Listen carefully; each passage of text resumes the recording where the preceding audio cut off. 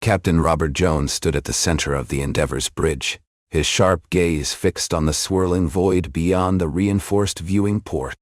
The ship had just completed its first successful jump, a historic leap that had propelled humanity farther into the cosmos than ever before. Yet, as the data streamed in from the ship's sensors, a creeping unease settled over the crew. The navigational officer, Mara Jin, furrowed her brow as she studied the star charts. "Captain," she said, her voice tight with concern, "we're not where we should be." Jones moved to her station, scanning the readouts. According to their calculations, the jump should have taken them to the Proxima Centauri system, a mere 4.2 light-years from Earth. But the stars outside the viewport were unfamiliar, their configurations not matching any known celestial maps. The ship's onboard AI, Aura, confirmed their fears. This region of space was uncharted, its coordinates falling far beyond their intended trajectory. "What could have caused this?" Jones asked, his voice steady despite the uncertainty. Cale Wren, the chief engineer, examined the jump drive status. "Something disrupted the drive mid-jump," he said, shaking his head. "Either an anomaly or—" He hesitated, exchanging a glance with Mara. "Something else." The thought was unsettling. They had assumed the jump drive was the most advanced technology humanity possessed, yet something had altered their course in ways they didn't fully understand. Mara's console suddenly lit up with an alert. "We're picking up something ahead," she reported, adjusting the sensors. "Massive structures. They're artificial." The crew fell silent as the forward display rendered the approaching objects. Colossal constructs floating in the void, their intricate designs unlike anything human engineers had ever conceived. They stretched across the darkness like titanic spires, their surfaces gleaming with unknown alloys. "This can't be natural," Mara murmured. Jones clenched his jaw. Humanity had dreamed of first contact, of stepping into the unknown and proving their place among the stars. But this was not the controlled mission they had envisioned. They had ventured too far, and now they were not alone. "Status report," he ordered. Cale's fingers flew over his console. "Life signs detected," he said. "Multiple sources. They're not just structures. Someone built them." The realization sent a ripple of tension through the bridge. The Endeavor had been designed for exploration, not confrontation. Their mission was to test the jump drive, not to engage with an unknown civilization. "Shut down all non-essential systems," Jones commanded. "We don't know who or what is out there. We're not announcing ourselves until we have answers." The ship's hum softened as power was rerouted, leaving only the necessary systems operational. The crew worked in hushed urgency, analyzing the alien structures and scanning for any signs of movement. Then RS console blared another alert. "Multiple vessels incoming," she said. "They're fast, and they're surrounding us." Jonas' grip tightened on the railing as the tactical display updated, showing a formation of sleek, angular ships emerging from the darkness. Their design was elegant yet unmistakably military. No civilian fleet would maneuver with such precision.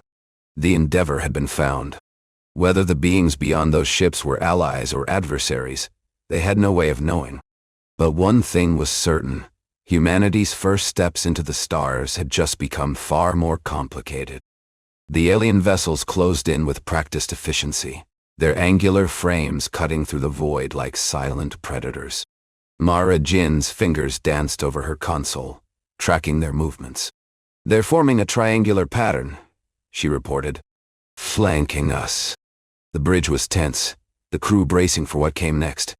Captain Robert Jones remained composed, his mind racing through the possibilities. "No hostile signals yet," he said. "But we don't take chances. Lock down all external communications and keep our systems at minimum output." Cale Wren, the chief engineer, studied the incoming data. "Their propulsion systems are unlike anything we've seen," he muttered. "They're not using fusion drives or antimatter, some kind of energy field manipulation." He glanced at Jones. "If they're scanning us, they might already know we're not running at full power." A tense silence followed. The alien ships hovered just beyond the Endeavor's sensor range, their presence looming yet strangely passive. Then, Mara's console emitted a soft ping. "They're transmitting something," she said, adjusting the frequency. "It's not standard radio waves. Some kind of encoded pulses." Jones stepped closer. "Can we decipher it?" Mara shook her head. "Not yet, but Aura's working on it." The ship's AI processed the signal, running countless permutations in an attempt to extract meaning. After a few moments, a translated message flickered onto the display. "Unknown vessel. Identify. Prepare for inspection." The crew exchanged uneasy glances. Inspection. That meant boarding. "They're not hostile yet," Jones murmured. "But they're not leaving us alone either." He turned to Kale. "If they try to board, can we repel them?" Kale exhaled. "We have security measures, but nothing designed for extraterrestrial threats. Our containment protocols might work if they attempt to breach, but we're not exactly prepared for this." Mara's console beeped again. "They're sending a mathematical sequence," she noted. "Standard first contact protocol, trying to establish a baseline for communication." She tapped a few keys. "Aura's responding with our own." Jones nodded. "Good.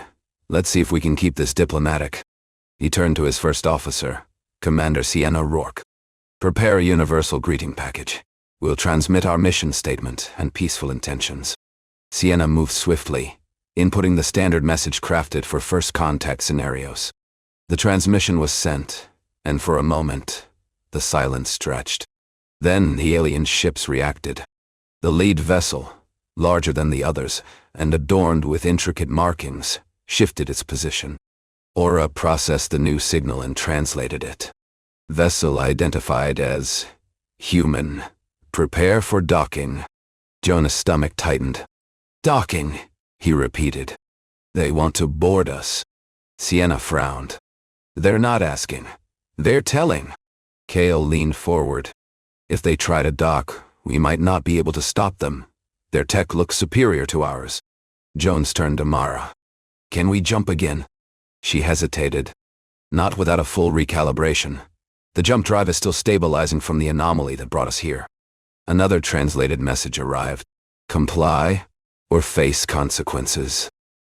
The bridge crew stiffened. "That doesn't sound diplomatic," Sienna muttered. Jones exhaled slowly. "They're testing us." He studied the alien ships, their sleek forms and silent coordination hinting at a disciplined, possibly militarized force. "They expected us to be passive." He turned to Kale. "If they try to board, we need to make sure they understand we're not defenseless." Kale nodded. "I can reroute power to the maneuvering thrusters. If we can simulate a system failure, we might be able to break formation and escape." Mara's fingers flew over her console. "They're sending another signal," she said. "This time it's a visual feed." She tapped a few keys, and the main display flickered to life.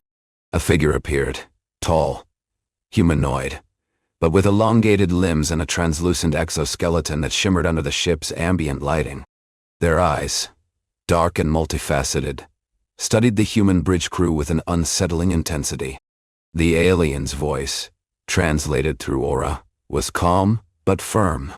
"You are intruding in restricted space. Prepare for inspection." Jones stepped forward, ensuring the alien could see him clearly. "This is Captain Robert Jones of the Endeavor," he said, his voice steady. "We come in peace. We are explorers, not aggressors." The alien's expression didn't change. "Your presence is unauthorized. Compliance is required." The message was clear. The aliens weren't interested in negotiation. They wanted control. Sienna leaned in. "Sir, they're locking onto us with some kind of energy tether. If they activate it, they'll pull us in." Kale's hands moved quickly. "I can counteract the pull by boosting our thrusters, but that'll expose us completely. They'll know we're resisting." Jones weighed his options. If they surrendered, they risked being taken into custody, their mission compromised. If they resisted, they might provoke open conflict. But the Endeavor had been built with adaptability in mind, and humanity had never been one to back down when cornered. "Boost thrusters," he ordered. "But don't break the tether yet. Let's see what they do." Kale complied, and the ship's engines flared. The alien vessels remained motionless for a moment. Then their weapons systems activated. Red energy beams lanced through the void, striking the Endeavor's shields. "They're not just trying to board us," Mara said, alarmed. "They're testing our defenses." Jones straightened. "Then let's show them we're not defenseless." He turned to Sienna. "Initiate evasive maneuvers. Kale, divert full power to shields and prepare countermeasures." The Endeavor shuddered as it twisted through space, its thrusters working at peak efficiency. The alien ships adjusted, their formation shifting to maintain pursuit. But Jones had a plan. "Mara, analyze their attack patterns," he commanded. "See if they're predictable." She worked rapidly, her eyes scanning the data. "They're using a standard engagement sequence," she confirmed. "Their targeting algorithms are efficient, but not adaptive." Jones allowed himself a small smile. "Then let's change the game." He turned to Kale. "Prepare the emergency jump sequence. We're going to make them think we're surrendering. Then we vanish before they can react." Kale hesitated. "That's risky, sir. The jump drive isn't fully stabilized." "I know," Jones replied.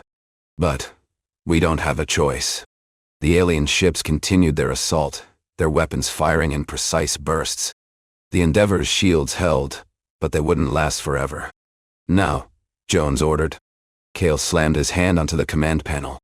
The ship's engines surged with energy, and in a flash, the Endeavor vanished from the battlefield, leaving the alien fleet momentarily stunned. As the ship reappeared several thousand kilometers away, Mara let out a breathless laugh. "We just outmaneuvered them."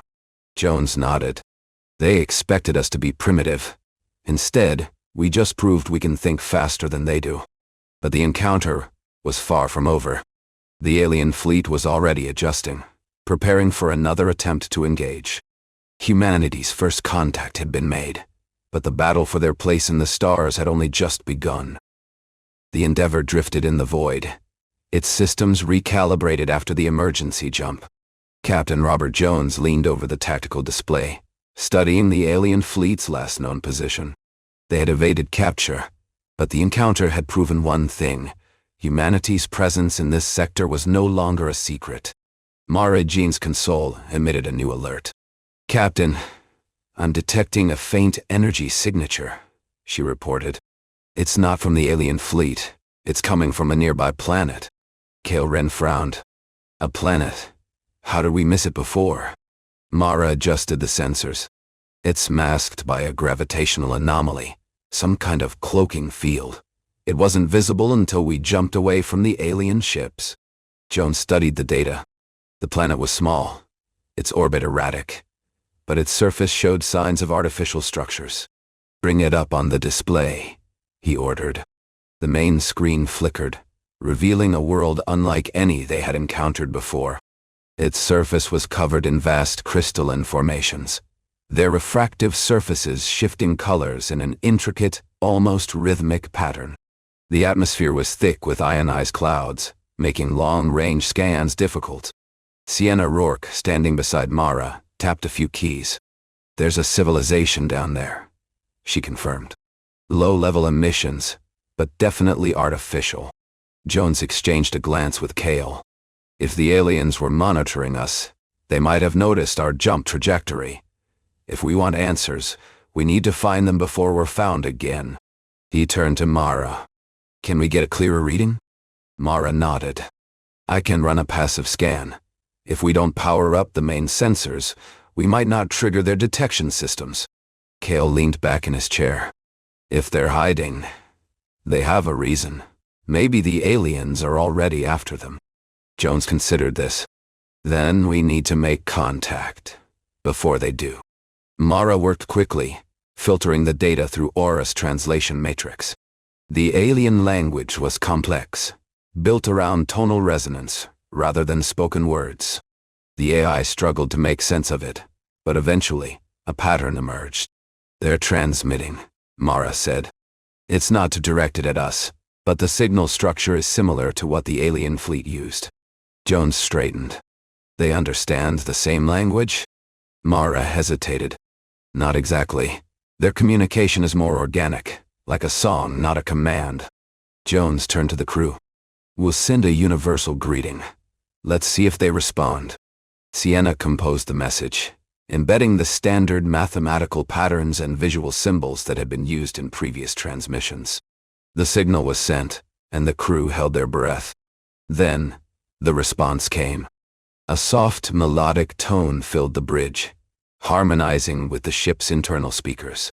The display flickered, showing an image of the planet's surface, a vast network of crystalline towers, their surfaces pulsing in synchronization with the music. Aura processed the signal and rendered a rough translation. "You are not them." Mara's eyes widened.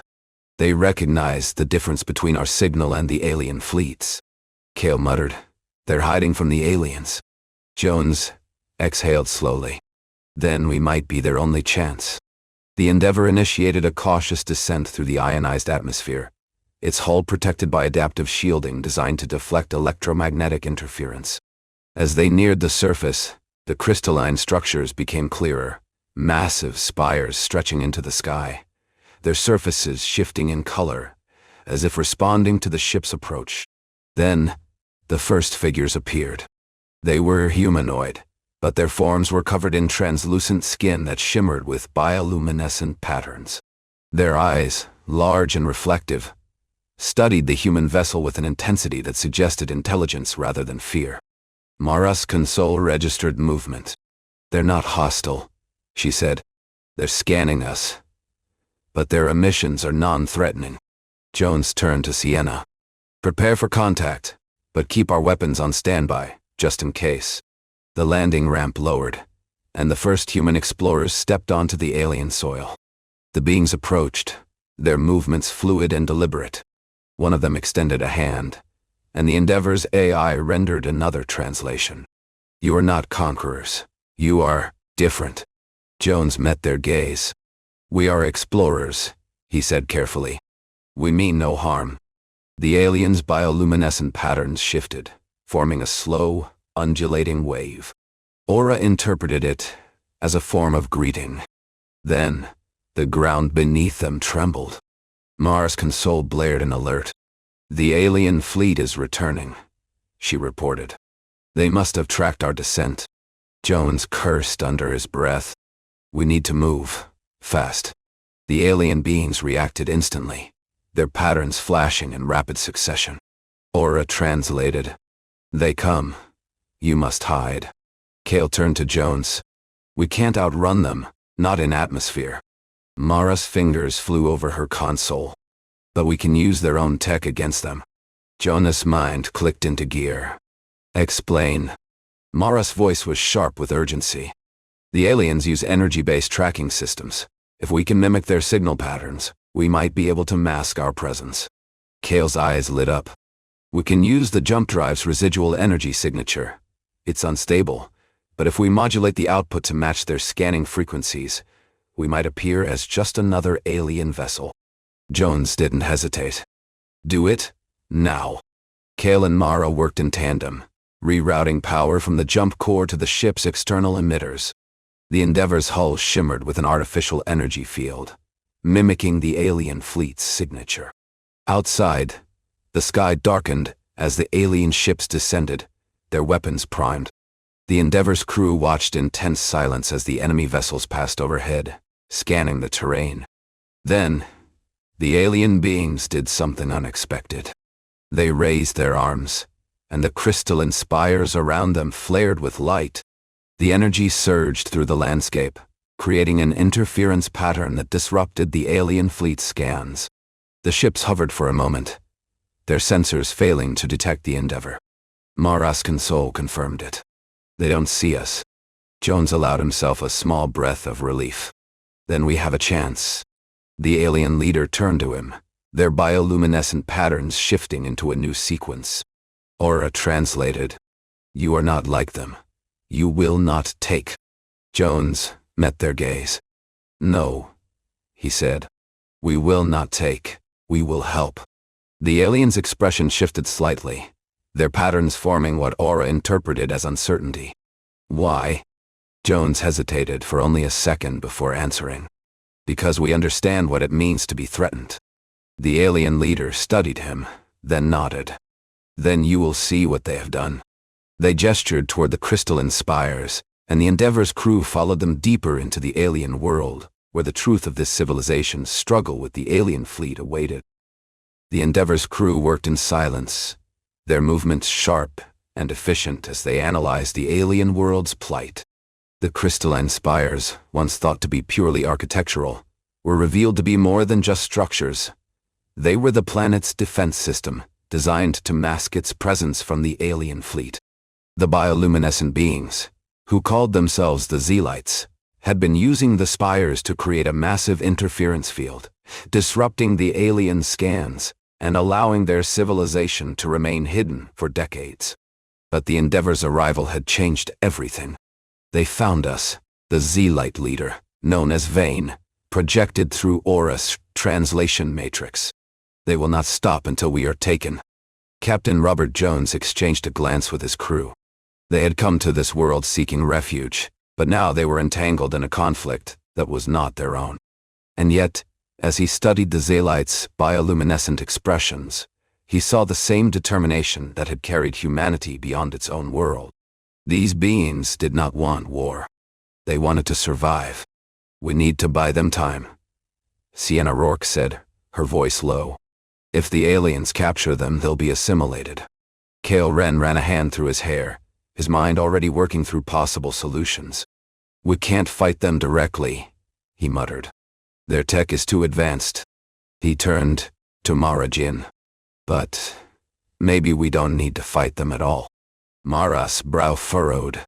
"What are you thinking?" Cale's eyes gleamed with realization. "We disrupt their operations. If we can make them think this planet is empty, they'll move on. We just need a way to mask the Zeylites' presence long enough for them to relocate." Jones nodded. "That's our best chance. What do we have that can do that?"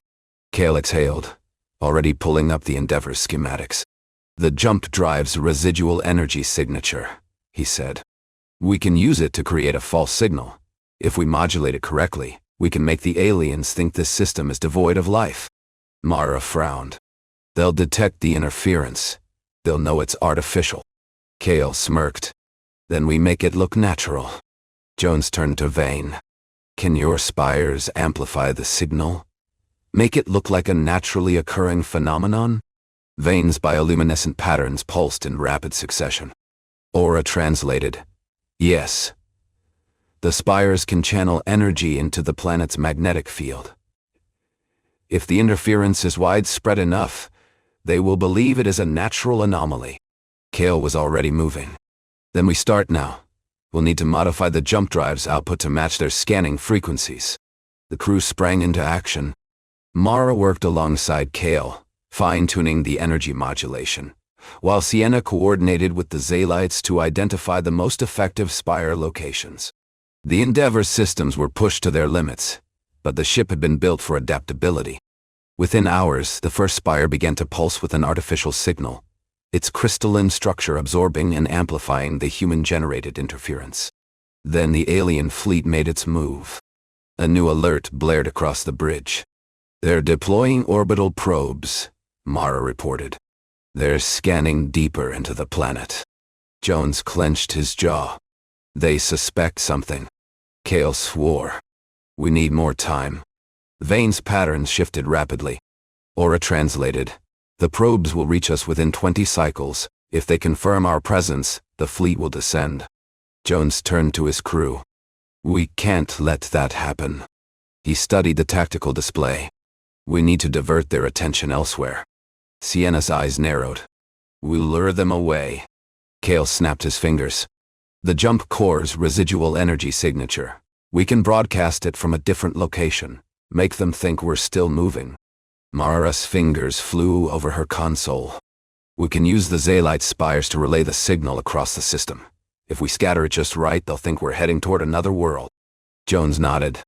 Do it. The Endeavor's AI worked in tandem with the Zeylites' crystalline network, amplifying the false signal across the planetary magnetic field. The alien fleet scanners registered the anomaly, detecting what appeared to be a moving energy signature, identical to the Endeavor's jump drive output. The deception was subtle, just enough to suggest movement, not enough to trigger immediate pursuit.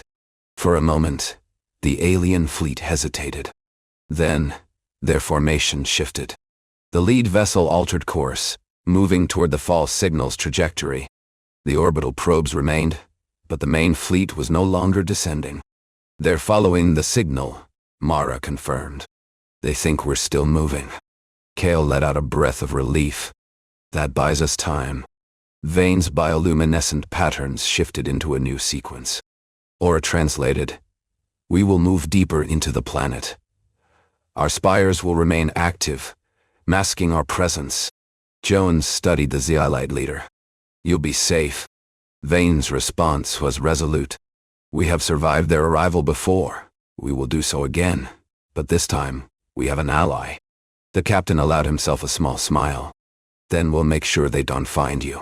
The Endeavor lifted from the surface, its systems running at minimal output to avoid detection. The Zeylites' spires continued to pulse, maintaining the interference field. As the ship ascended through the ionized atmosphere, Mara's console flickered with a new alert. "They're sending another fleet," she reported. "They're deploying more ships into the sector." Jones frowned. "They know we're here. They just don't know where." Kale leaned forward. "Then we give them something else to chase." Mara's eyes widened. "You mean, Kale grinned. "We make them think we're not alone." The idea was simple but bold. The Endeavor's AI had been programmed to simulate multiple energy signatures. Smaller vessels, decoy transmissions, even false gravitational readings. If they could convince the alien fleet that multiple human ships were operating in the sector, the aliens would be forced to divide their forces. Jones didn't hesitate. "Start the simulation." Mara initiated the sequence, and within moments the alien fleet scanners detected additional signals. Dozens of energy signatures, mimicking human vessels, scattered across the system. The alien command ship hesitated, its tactical display now showing multiple potential threats. "They're confused," Mara noted. "They can't tell which one is real." Kale adjusted the simulation. "Let's make it worse." He modified the signal to suggest that some of the decoy ships were attempting to jump away. The alien fleet reacted instantly, scrambling to intercept the fleeing vessels. The Endeavor watched from the shadows as the alien ships dispersed, chasing after false leads. The orbital probes remained, but their scanning range was limited. The Zeylites had been given the time they needed, but the humans hadn't escaped yet. A new alert blared. "They've detected us," Mara said. "One of the smaller ships is locking onto our energy signature." Jones turned to Kale. "Can we break contact?" Kale's hands flew over the console. "We can try." He rerouted power to the ship's maneuvering thrusters, boosting output to maximum. The Endeavor lurched forward, diving into the planet's magnetic field. The alien ship pursued, but as it neared the interference zone, its systems faltered. The ship's targeting array flickered, its sensors unable to track the Endeavor through the electromagnetic turbulence. "They're losing us," Mara confirmed. Kale smirked. "They're not used to fighting in chaotic conditions." Jones exhaled. "Then we use the terrain to our advantage." The Endeavor vanished into the interference field, leaving the alien fleet scrambling to reacquire their target. The Zeylites' spires continued to pulse, maintaining the deception. The aliens, now convinced that the sector was filled with human vessels, began to retreat, unwilling to engage in an unknown battlefield. As the last of the alien ships disappeared into the void, Jones turned to his crew. "We did more than just help them," he said. "We changed the way they see us." Sienna nodded. "They thought we were just one ship. Now they know we're unpredictable." Kale leaned back in his chair. "And that we don't play by their rules." Mara's eyes remained fixed on the scanners. "They won't stop looking for us," she warned. "But we gave the Zeylites a chance to disappear." Veins' bioluminescent patterns pulsed in gratitude. Aura translated, "You have done what no one has done before. You have made them doubt." Jones met their gaze. "Then let's make sure they keep doubting us." The Endeavor's engines flared, and the ship vanished once more, leaving the alien fleet to chase ghosts in the void. The Endeavor's return to Earth was not a triumphant one. Though the ship had survived its encounters with the alien fleet, the implications of the mission's findings weighed heavily on its crew. Captain Robert Jones stood on the bridge as the planet loomed ahead, its blue-green surface a stark contrast to the hostile void they had just navigated. The data they carried about the alien species, the Zeylites, and the unseen conflict brewing in the stars had already been transmitted to Earth's governing coalition. The world was no longer just a fledgling spacefaring civilization. It was now a player in a much larger galactic struggle. Ambassador Kade waited in the orbital command station, her expression unreadable as the Endeavor docked. She had been chosen to lead Earth's first official diplomatic mission, a role that carried immense responsibility. Humanity had taken its first steps into the unknown, but now it had to decide how to proceed. The alien species, whom the humans had tentatively labeled the Custodians, had shown aggression, but their actions suggested something deeper than mere conquest. They were not just an empire, they were a force of control, maintaining order through absolute dominance. And now, they were watching Earth. As the crew disembarked, Jones approached Kade. "They know we're here," he said without preamble. "And they're not going to ignore us." Kade nodded. "That's why we're going to them."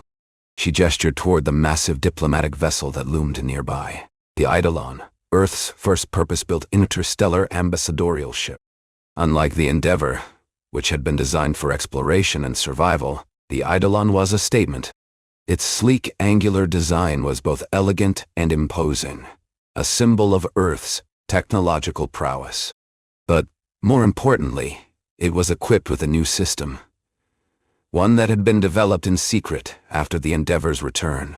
The Custodians had not responded to Earth's initial diplomatic overtures. Their silence was not an invitation for negotiation. It was a warning. But Earth had learned one thing from their encounters. The Custodians were not used to unpredictability. They operated within rigid parameters, expecting compliance. If humanity wanted a seat at the galactic table, they had to show that they could do more than just resist. They had to force the Custodians to acknowledge them on equal terms. The Eidolon arrived at the Custodians' central diplomatic hub, a colossal spaceborne structure known as the Silent Veil, its surface an endless expanse of shifting crystalline panels that reflected the surrounding stars in an ever-changing pattern. The station was not just a meeting point. It was a demonstration of the Custodians' mastery over energy manipulation, a stark contrast to Earth's more mechanical approach to spacefaring technology. As the Eidolon docked, Kade turned to Jones. "This is it," she said. "We show them we're not just a minor species. We show them we can be partners or threats." Jones studied the station's exterior. "They won't like that." "No," Kade admitted. "But they'll have to listen." Inside the Silent Veil, the Custodians' delegation awaited. Their leader, Elder Sin, was an imposing figure, tall, with a translucent exoskeleton that shimmered under the station's ambient lighting. His multifaceted eyes regarded the humans with something between curiosity and skepticism. Kade stepped forward, her voice calm but firm. "Ambassador Kade of Earth," she announced. "We come not as conquerors, not as subjects, but as equals." Sin tilted his head slightly, his bioluminescent markings flickering in a pattern the humans had yet to fully decipher.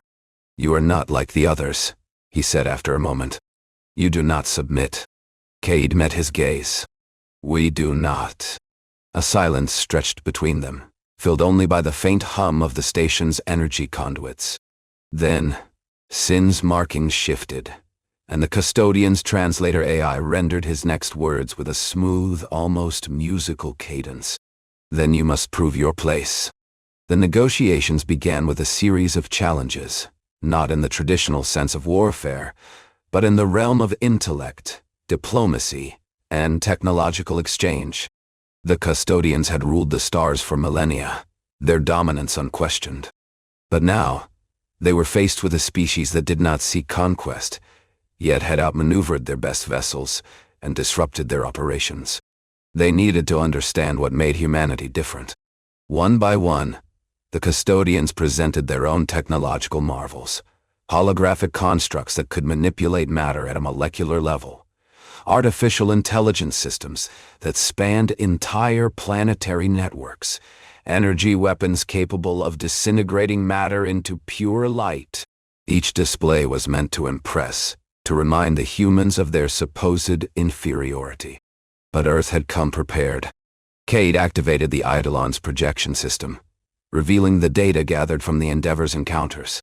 "You assumed we were primitive," she said. "That assumption cost you."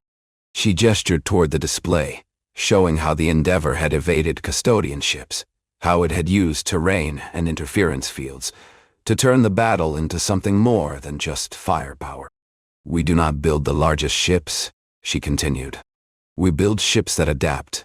We do not rely on overwhelming force. We rely on unpredictability." Sin studied the footage. "You disrupted our fleet without destruction," he noted. "You did not seek to kill." Jones stepped forward. "Because we understand the cost of war." He met the Custodian leader's gaze. "We're not here to fight. We're here to ensure that your empire does not see us as a threat to be eradicated." Sin's markings pulsed, and for a long moment, no response came. Then he spoke. "You have changed the equation." His voice was measured. "The Custodians have ruled the stars for cycles beyond counting. We have never faced a species that does not seek conquest, yet refuses to submit." He turned his gaze to the assembled Custodian officials. "We must decide how to proceed." The following days were filled with intense discussions.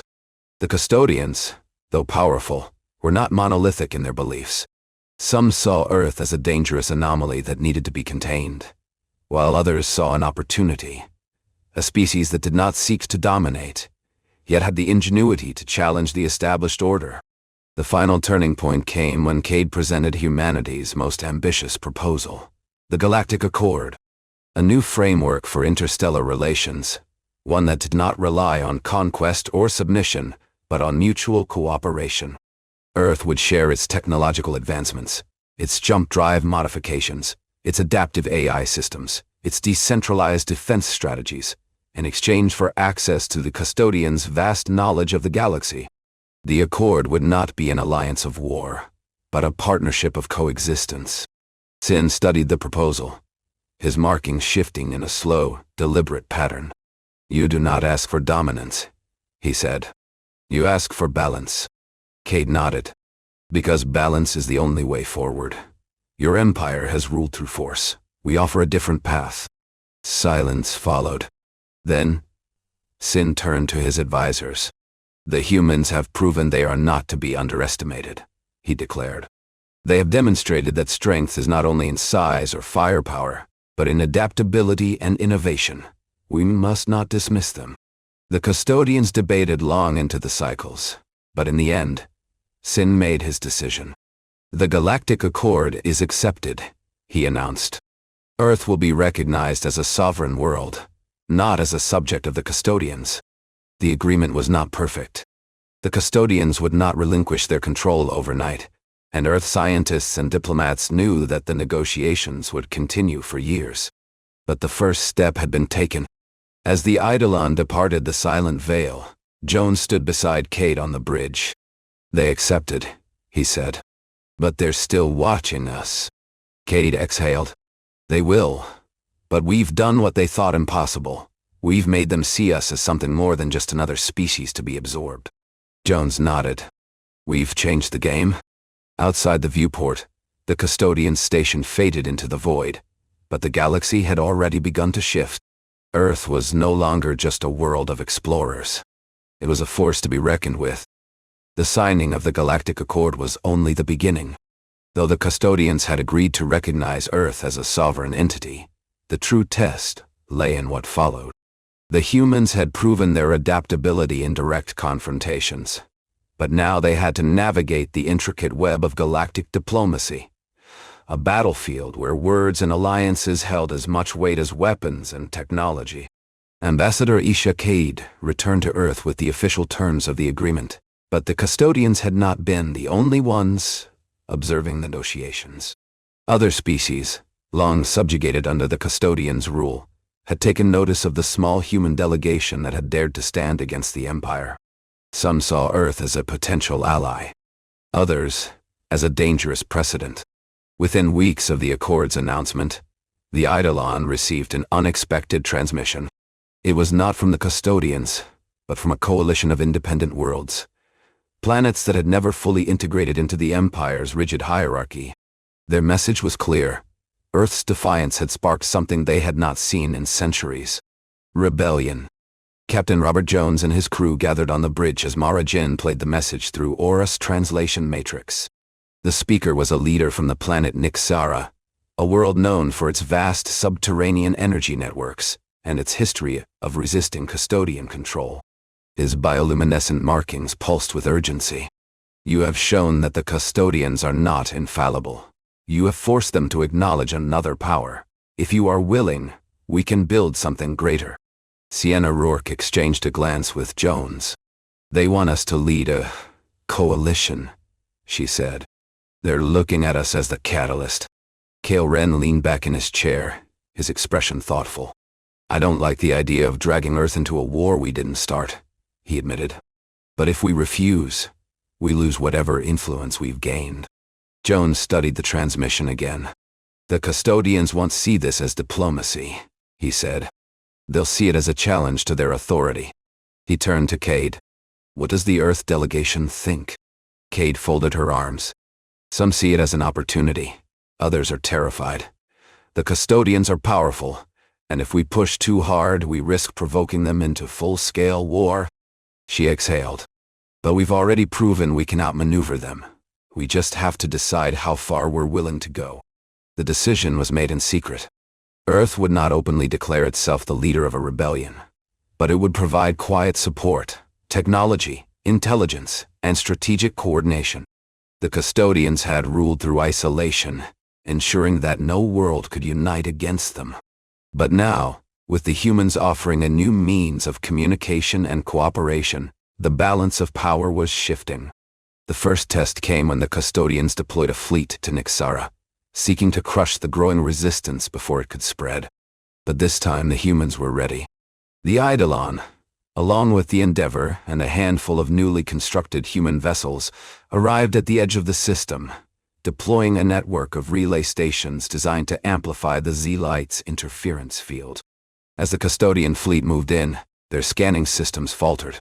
The relay stations disrupted their targeting, scrambling their communications, and the Nixara forces, long outmatched, seized the opportunity. They struck with precision, coordinating attacks through the new human-developed network. The Custodians, for the first time in centuries, faced a unified resistance that refused to submit. The battle was not a decisive victory, but it was a message. Earth had not only survived its first encounter with the Custodians, but had ensured that others could do the same. The Custodians withdrew, but they did not forget. Elder Sin himself sent a message to Earth's delegation. "You have shifted the stars. We will see what comes of it." The words were not a threat, but a warning. The Custodians were not defeated, but they were no longer unquestioned rulers. The humans had forced them to reconsider their approach, and that alone was a victory that would echo through the galaxy for centuries. As the Eidolon returned to Earth orbit, the crew gathered on the bridge. Below them, the planet remained unaware of the full implications of their actions. The Custodians still loomed, and the independent worlds were still fragile. But for the first time in history, humanity had not only proven its place among the stars, but had begun reshaping the very structure of interstellar power. Jones turned to Kade. "What happens next?" She smiled, though there was a weight behind her eyes. "Now, we show them that we don't just adapt, we lead." The galaxy had changed, and Earth was no longer just an observer. It was a force that would shape the future of the stars.